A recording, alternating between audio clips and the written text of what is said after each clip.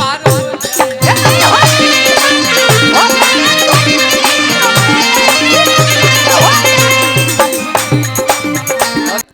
जागरण होला तो आप सब आई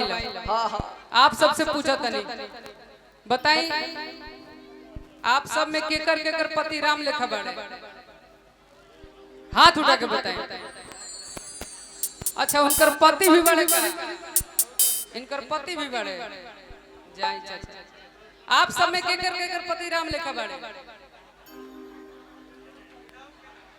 सब के रावण मिलल बका ना सब के कुंभकर्ण मिलल बड़े सब के रावण मिलल बड़े आप सब बानी तो देखिए हमने आप लोग खातिर आइल बनी आप सब बताएं केकर केकर पति राम लेखा बड़े हाथ उठा के बताएं। अरे तू रहे दा पीछे से भैया उठावा तेरे तू पति ना हुआ तू मत उठावा वो पता हवे आप सब में केकर केकर आपके पति राम लेखा बड़े उठाई जकर राम लेखा मिलल बड़े बाकी के रावण लेखा बाकी के लोग महिषासुर लेखा मिलल बड़े शंकर लेखा ता तो मतैले हो आवत लेकिन आप लोग खातिर कहता नहीं देखिए अगर हमनी प्रमोद भैया कहीं पूजा पाठ करे जाए ना हां जी तब 5 मिनट में जल ढार के निकल दे सही बात टाइम मिली शंकर जी के देखने की निकल ली ढार के चाहे उनकर शिवलिंग पर गिरे चाहे नहीं गिर जाए ओरा से मतलब नहीं कि मंदिर में आ गेली यही काफी बा सही बात लेकिन ये लोग जाई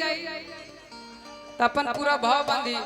ससुरा के का हाल बा नैहर के का हाल बा ए चलते कहता नहीं कि पूजे धाम कहां कहां गइलू राजन भैया फास्ट में चली कि पूजे धाम कहां कहां गइलू कि काशी बनारस नहइलू अरे कि कवन बरत सखी कइलू मरद राम जी लेखा कइलू कवन बरत सखी कइलू मरद कवन बरत सखी कइलू मरद राम जी लेखा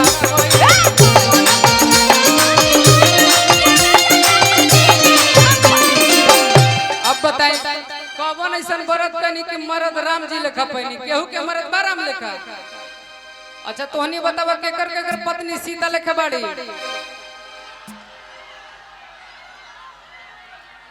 झूठो के हाथ हिलावा तारा लोग माने खातिर तैयार नहीं ना ये लोग सब कहता है कि हमार पति राम ना रावण हो सही बात जेकर जेकर पति राम लेखा बाड़े हाथ उठा के बताइए केकर केकर बाड़े हाथ उठाइए सब कोई और कि पूजे धाम कहां कहां कइलू कि काशी बनारस नहइलू पूजे धाम कहां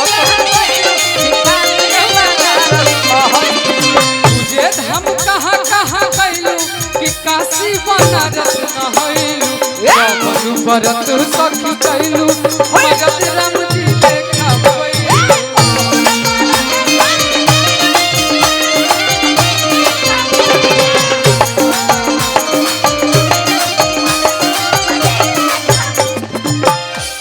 देखो यही चलते हम कहीं भी कहिला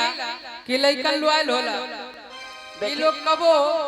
तहर समर्थन ना लिए देखी सीता अच्छा इसमें किसकी किसकी भाभी हैं तब बोलिए और कि लक्ष्मण जैसन देवर कहा पैलू लक्ष्मण जैसन देवर कहा पैलू ये कौन कौन मानता है कि मेरी भाभी सीता है हम उनके लक्ष्मण आप लोग हैं ना देवर लक्ष्मण जैसन देवर कहा पैलू कवनर फुलवा पमाई के लो भैलू सच सच कहा का कहलू कि ससुरा के दुलरी कहलू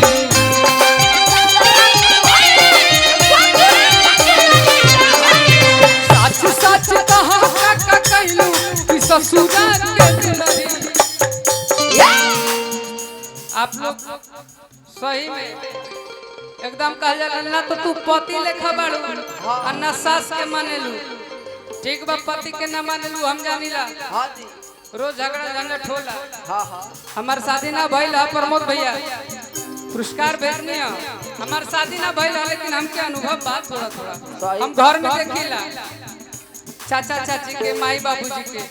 आप लोग मानी के अपन सास के मानेला केहू ना। देखी शादी वाला आदमी आ गइले। जय दी कोनो बात ना आपके भी पुतो हो आई जल्दी आई। सच सच कह का कहलू कि ससुरा के दुलारी कहलू।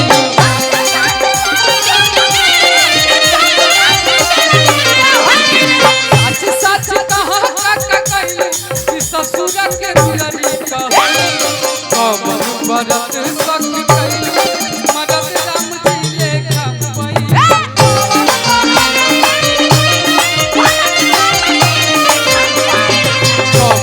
भरत सखी कहलू मदद राम जी लेखा।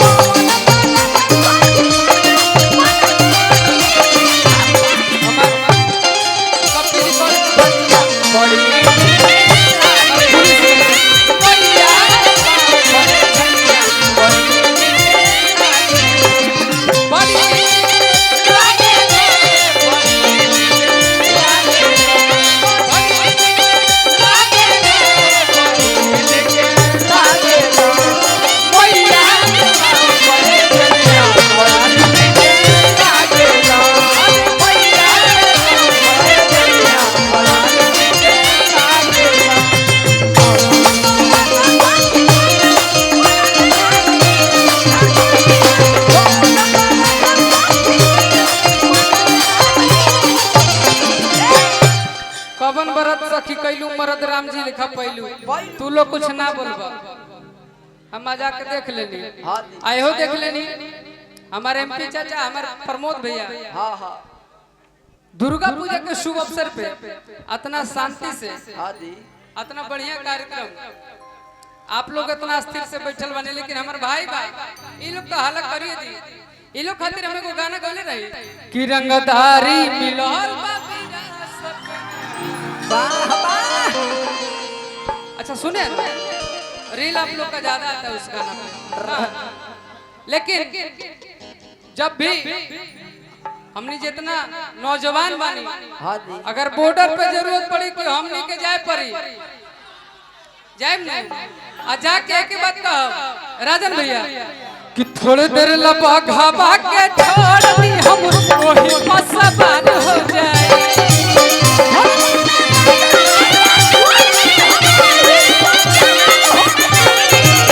थोड़े देर लबा घाबा के छोड़ दी हम वही मसबान हो जाए।